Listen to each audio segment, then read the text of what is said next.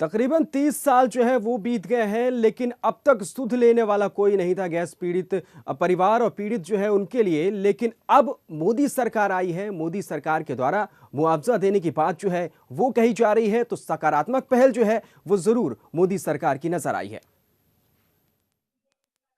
Bhopal gas कांड की 29वीं बरसी के मौके पर जब मैं खुद भोपाल के उस गांव में पहुंचा था तो वहां के हालात उस समय कुछ और थे। 5-5 लाख मुआवजे की राशि का जो ऐलान किया गया था वो राशियां उन पीड़ित परिवारों तक नहीं पहुंची थीं। हालात बद से बदतर थे। 29 साल पुराने दर्द को समेटे लगातार जंतर मंतर पे 4 से 5 दिनों तक आंदोलन किया। गैस पीड़ितों की इस आंदोलन ने सरकार को भी हिला के रख दिया। लगातार इस पहल के बाद से सरकार अब इनके पहल के लिए सामने आई है और गैस पीड़ित परिवारों को अब मुआवजे का ऐलान किया है।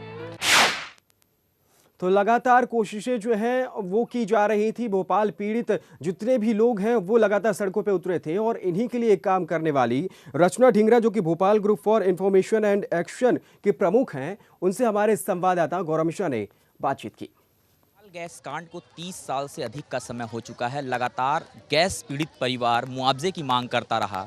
खास करके सत्ता परिवर्तन हुई, सत्ता परिवर्तन के बाद भी जिस तरीके से लगातार मांगें होती रही हैं कि भोपाल गैस के पीड़ित परिवारों को इंसाफ मिले, लेकिन अभी भी कहीं ना कहीं जो इंसाफ है वो बाकी है। लेकिन अब उनकी आस तेज हुई है। जंतर मंतर पे लगातार प्रदर्शन चला है। रचना ढींगरा जी मेरे साथ मौजूद हैं। इन्होंने एक लंबी लड़ाई लड़ी है। आइए इन्हीं से जानते हैं कि किस तरीके की पूरी प्रक्रिया आगे अभी चलेगी। रचना जी, स्वागत है आपका। सबसे पहले जिस तरीके से गैस पीड़ित परिवारों के लिए आपने ग्राउंड जीरो से लड़ाई लड़ी और आज आप दिल्ली में बैठ करके आप एक तरीके से पूरा अनशन किया, क्या यहाँ पे आपको अभी आश्वासन दिया गया?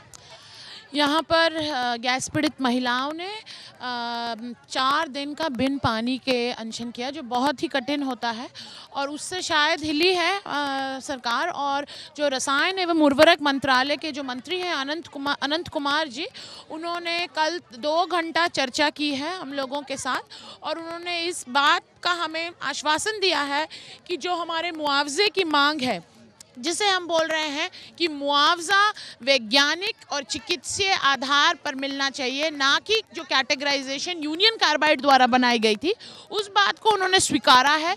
ये एक 27 साल पुराना ऐतिहासिक जीत है हमारी कि सरकार आज बोलने को तैयार हुई है कि हाँ, हम मुआवजा अस्पताल के रिकॉर्ड के हिसाब से, ICMR के रिकॉर्ड के हिसाब से और भोपाल मेमोरियल अस्पताल के रिकॉर्ड के हिसाब से लोगों को देंगे, ना कि उस वर्गीकरण से जिस तरह से पहले लोगों को दिया गया था। और उसके हिसाब से जो सुप्रीम कोर्ट में सुधार याचिका दायर है, जिसमें यूनियन कार्बाइड और डाव केमिकल से मुआवजा मांगा जा रहा है, उसमें वो आंकड़ों को बदलेंगे ताकि सभी गैस पीड़ितों को सही एवं उचित मुआवजा कंपनी से मिल सके। अब देखिए, एक तरीके से देखा जाए, एक लंबी लड़ाई लड़ी गई, प्रक्रिया भी बहुत लंबी चौड़ी थी।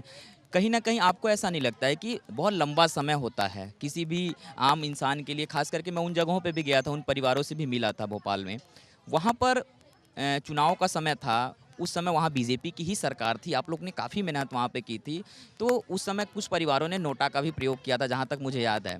ये उसी का कहीं असर दिल्ली में तो नहीं हो भी सकता है? और हमने इस बार ये भी कहा है कि मोदी जी ने कहा है कि सबके अच्छे दिन आएंगे, तो गैस पीड़ितों के अच्छे दिन क्यों नहीं आने चाहिए? एक सवाल ये भी है, भोपाल गैस कांड को 29 साल 30 साल पूरे हो चुके हैं।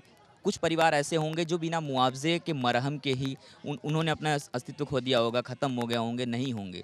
क्या इतनी बड़ी प्रक्रिया, एक हमारे न्यायतंत्र की बात किया जाए, इतना लंबा समय और अब जाकर के कोई मंत्री निकल के सामने आता है और आश्वासन देता है?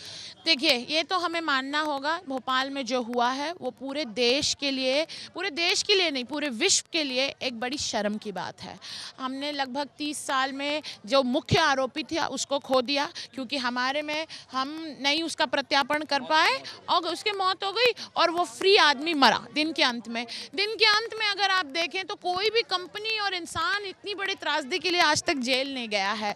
लोग आज भी जहरीला पानी पीने को मजबूर हैं, बच्चे आज भी जन्म जाते भी तो आज वही है। क्या उसके लिए आप लोगों ने कुछ नहीं बोला, उसको खत्म करना चाहिए वहां से? बिल्कुल, हम तो अभी पिछले महीने ही, अक्टूबर के महीने में ही उसके हेडक्वार्टर्स पे, डाव केमिकल के हेडक्वार्टर्स पे करके आए और गैस पीड़ित संगठनों के ही प्रयास से है कि डाव केमिकल पे इतना प्रेशर है कि उसके 3 बिजनेसेस बंद हुए हैं यहाँ पर। यह समझने की ज़रूरत है कि अगर हमारे देश के नेताओं में राजनीतिक इच्छा शक्ति होती तो ये हादसे को 30 साल नहीं लगते यहाँ पर इंसाफ होने में। अभी तो एक बहुत छोटे मुद्दे पे, सिर्फ मुआवजे के मुद्दे पे कुछ आश्वासन हुआ है, अभी तो बहुत और चीज़ें हैं जहाँ पर लोगों को अभी भी इंसाफ और लगभग कितने ऐसे परिवार होंगे जिनको अभी मुआवजा नहीं होगा? अगर हम देखें कितने ऐसे परिवार होंगे जिन्हें मुआवजा भी नहीं मिला होगा, या फिर मिला है तो वो राशियाँ उनके पास नहीं गई हैं? नहीं, मुआवजा देखिए 5,74,000 लोगों को मिला है और उसमें से 5,25,000 ऐसे लोग हैं जिन्हें बहुत कम मुआवजा, जिन्हें मात्र 25,000 मिला है। और हमारी लड़ाई ये उसी के लिए है कि उन 5,25,000 परिवारों को उनके हक का मुआवजा मिले। अगर ये हादसा कहीं और हुआ होता, वहाँ जितना मुआवजा मिलता उतना ही मुआवजा मिले। अगर बात करें बीजेपी की, बीजेपी सत्ता में है, कांग्रेस के समय में ये पूरी कहानी, ये पूरी घटनाक्रम घटा था, लेकिन एक तरीके से कांग्रेस ने भी लंबा राज्य किया था। अगर मध्य प्रदेश की बात करें, वहाँ 15 साल तक कांग्रेस रही थी। जरूरी नहीं है कि बीजेपी आई है और अब इंसाफ दे रही है। क्या आपको नहीं लगता कि इसके पीछे भी राजनीतिक रणनीतियाँ तरबतर होती रहीं और अब सत्ता परिवर्तन हुआ है तो ये उसका थोड़ा सा असर है?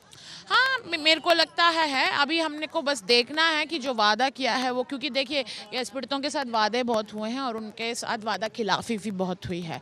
पर क्योंकि ये नई सत्ता आई है, हमें आशा है कि जो उन्होंने वादे किए हैं उस पर वो कायम रहेंगे।